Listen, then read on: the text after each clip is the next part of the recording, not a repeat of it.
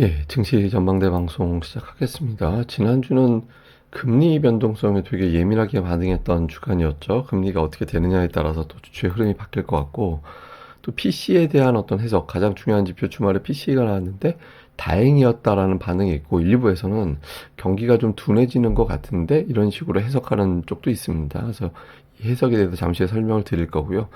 종목으로는 이제 악재가 드러난 삼성전자, 뭐 여러 가지 악재가 등장하면서 삼성전자가 지수의 발목을 잡는 그런 형태가 됐습니다. 이번 주 삼성전자가 돌아서지 않는다라면 좀 부담이 커지는 그런 상황이 될 거고, 반면에 뭐 화장품, IT 부품, 뭐 의류 이런 종목군들이 선별적으로 좀 강세를 보이는 그런 모습을 보인 게 좀 특징이었습니다. 뭐 주요국 증시 보면 미국이라든가 주요국 다 지난주에 고전했거든요. 근데 코스닥이 플러스예요. 되게 특이하죠. 그러니까 코스닥 시장이 지난주에 주요국 증시 상승률 1등.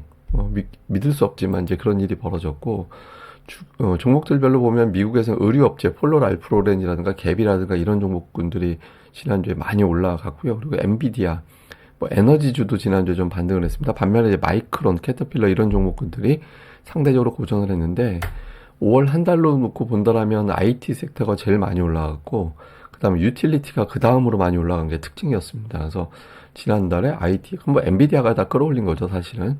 그리고 유틸리티가 끌어올린 주간이었다. 한 달이었다. 이렇게 볼 수 있겠고요.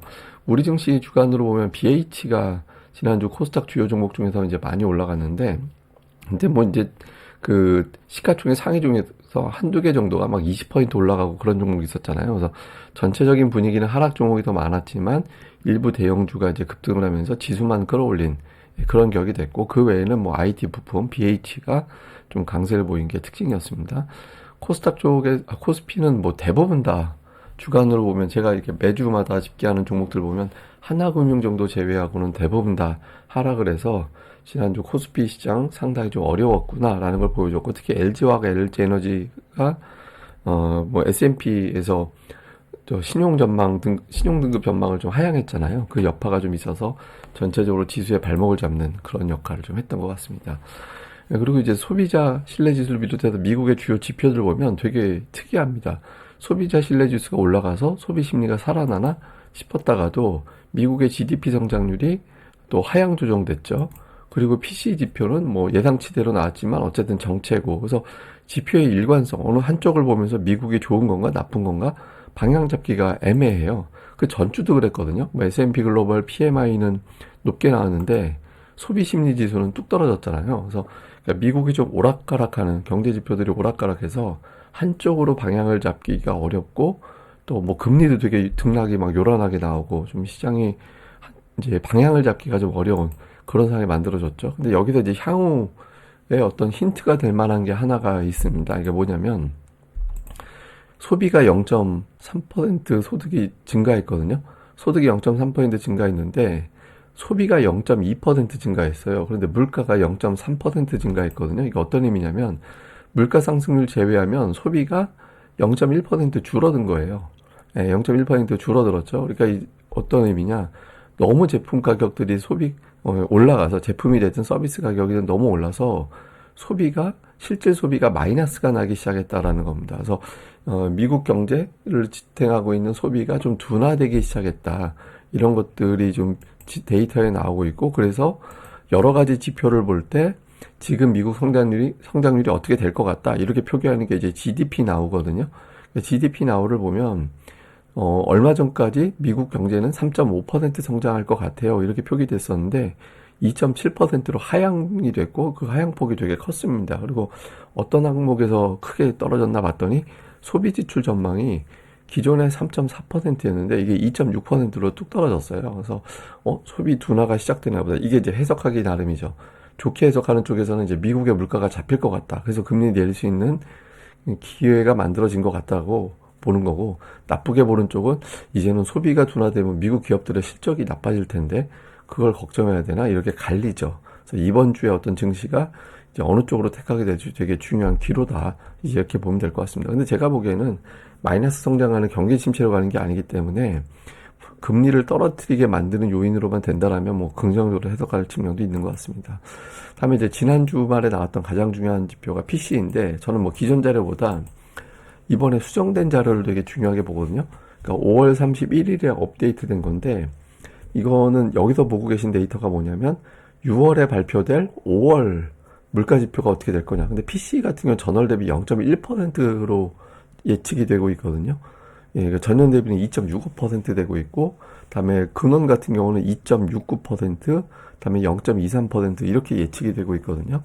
이게 지금 근원 같은 경우는 2.8% 정도에서 정체되고 있잖아요. 근데 2.7 이하로 내려갈 것 같다. 그리고 전월 대비는 0.1%, 근원은 0.23%까지 내려갈 것 같다. 그러니까 정체 상태에 있던 미국의 물가 지표가 다시 떨어지기 시작할 것 같다.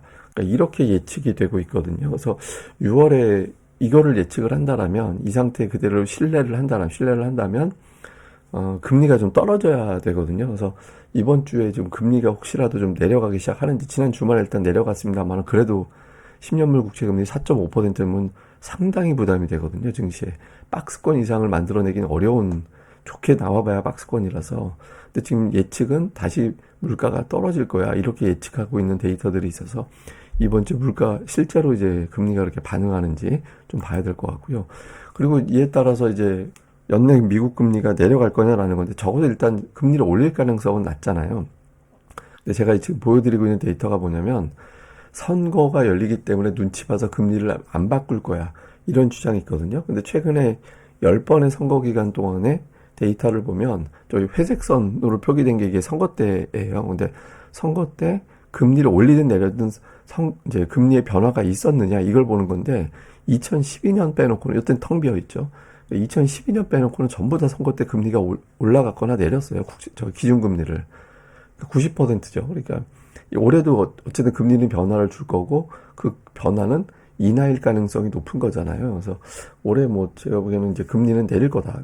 당초는 한 6월 정도 내리지 않을까라는 기대를 했는데 뭐 현실적으로는 6월은 좀 힘들어진 것 같고 어쨌든 연내 금리를 내릴 것이다라는 게 되고 뭐 9월에 내린다라고 시장 기대대로 된다라면 뭐 지금 이제 3달 남은 거니까 예, 이제 투자자들이 이제 그거를 바라볼 거냐, 그걸 바라볼 수 있을 정도로 몇 개의 데이터들이 좀 나올 거냐, 이게 이제 이번 주에 치열한 눈치 싸움이 될 것 같습니다. 이게 기업들의 실적이나 이런 것들이 다 지나가서 이번 주는 금리 가지고 좀 놀 거거든요. 그래서 이번 주 좀 상당히 중요할 것 같고, 우리 시장 같은 경우는 외국인들이 제가 이거 집계하는 이후에 주간으로는 최대 매도, 예, 3조 2천억 원에 달하는 대규모 매도를 했습니다. 이게 이제 뭐 해석하기 나름이에요. 그러니까 뭐 삼성전자 때문이야.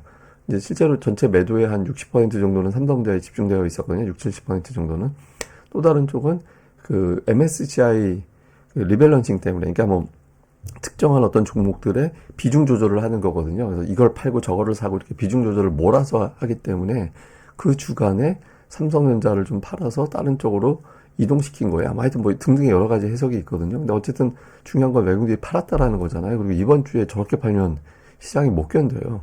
예, 저 정도의 매도가 나오면 시장이 버틸 수가 없습니다. 그러니까 이번 주에는 매도 축소를 넘어서 이제 매수로 바뀌는지, 그걸 뒷받침하기 위해서는 몇 가지 데이터가 필요한데 그건 제가 잠시 후에 보여드릴 거고, 매수한 종목을 보니까 외국인들은 코스피에서 SK 하이닉스는 그래도 샀습니다. 한미반도체도 샀고, 삼성전자는 팔고, 그다음에 기계, 대형 IT 자동차 일부, 그리고 이제 기관 투자자들은 삼성전자를 제일 열심히 샀고, 뭐 LG전자, 삼성전기 이런 대형 IT주, 그 다음에 이제 금융주, 그러니까 이런 것들이 들어가 있었고요.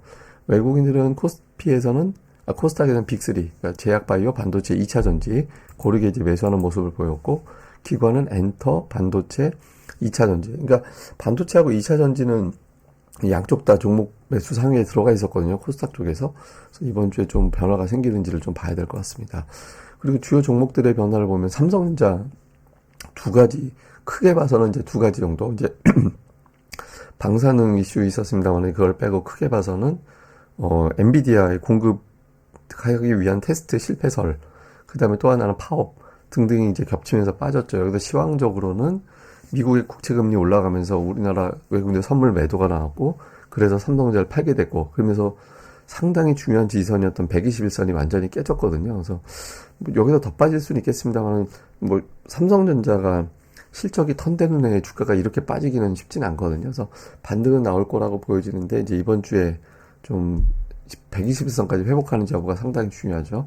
이런 가운데 이제 틈새에서 올라가는 한국콜마 같은 화장품주가 돌아가면서 올라가고 있고, 그다음에 의류업체, 뭐 한대실업이라든가 이런 어떤 의류업체들이 또 지난주에 상당히 강하게 움직였고, 밸류업 관련된 종목군들이 또 올라갔는데, 이제 금융주 올라간 건 이건 사실 뭐 밸류업 때문에 올라갔다라기보다는 금리 때문에 불안정해지니까 그래도 밸류업, 금융주 이런 것들이 낫잖아. 그러니까 이런 평가가 있어서 올라간 것 같고요.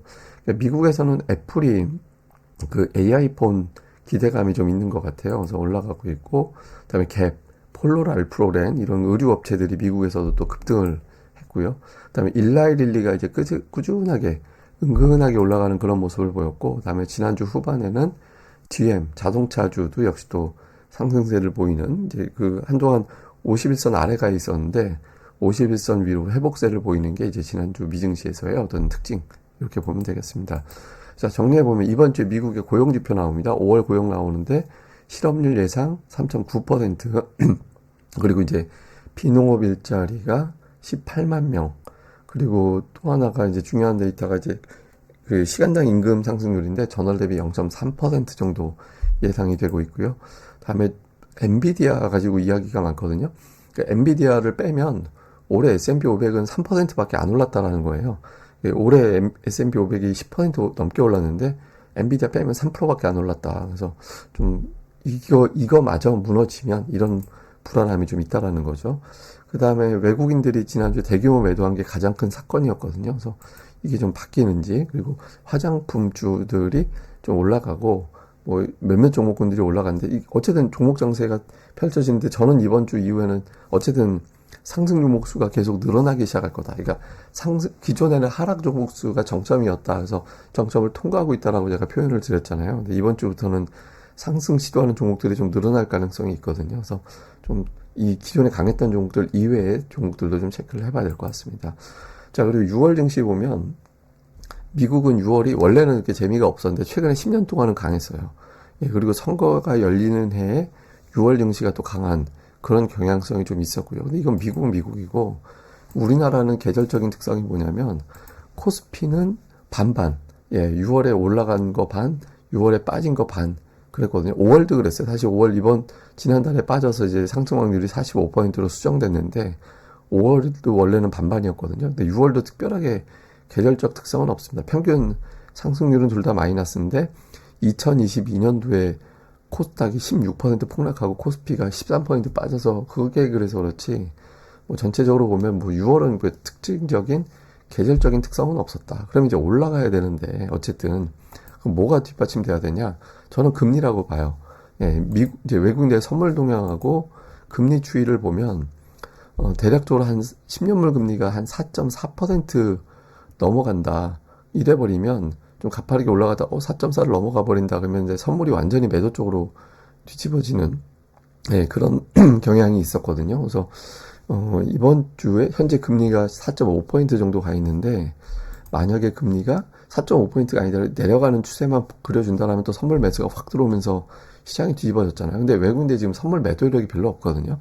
예, 선물 매도 이력이 별로 없는 상태라서, 그리고 미국이 금리를 어쨌든 올해 내릴 건데 뭐 10년물 금리가 4.8%까지 올라가고 뭐 그럴 확률은 그렇게 높진 않잖아요. 그래서 이번 주에 이제 금리가, 그렇다고 또 정체만 되면 금리가 빠지지 않고 횡보만 하면 4.5%는 오히려 하락하기 좋은 금리 레벨입니다. 그래서 이번 주에 4.4% 초반으로 가는 금리 흐름이 나와주면 이제 시장이 반등폭이 제법 세게 나오는 거고, 그렇지 않더라면 단기성 반등, 그 다음에 또 매물, 뭐 이런 게 이제 반복되는 확률이 높은 거죠. 그래서 이번 주에 가장 중요한 반등 조건은 외국인들의 선물 매수로 돌아서기 위한 금리 하락. 그렇게 된다라면 삼성전자가 반등할 것이고, 뭐 하여튼 이런 시나리오, 이게 긍정적으로 보는 거. 부정적으로 본다라면 금리가 안 빠져서 이 상태에서 위아래로 그냥 한 50포인트 등락만 반복하는 시나리오, 뭐 이렇게 될 거라고 봐야 될 것 같고요. 그렇지만 저는 제가 계속 말씀드리는 거는 지수 의미 둘 필요 없다. 그러니까 지금 이제 종목이 돌아가고 있는 상태라서, 이제 그리고 지난달하고는 좀 상승하는 종목이 달라질 거고 추가될 것 같다라고 해서 이제 저는 보고 있거든요. 그래서 종목들 변화에 더 집중해 보시는 게 중요할 것 같습니다. 예, 아무튼 이번 한 주 잘 보내시고요. 저는 다음 방송에서 뵙겠습니다. 이 방송 구독하기와 좋아요, 예, 꼭 좀 특히 구독하기 좀 많이 눌러주시기를 부탁드리겠습니다. 감사합니다.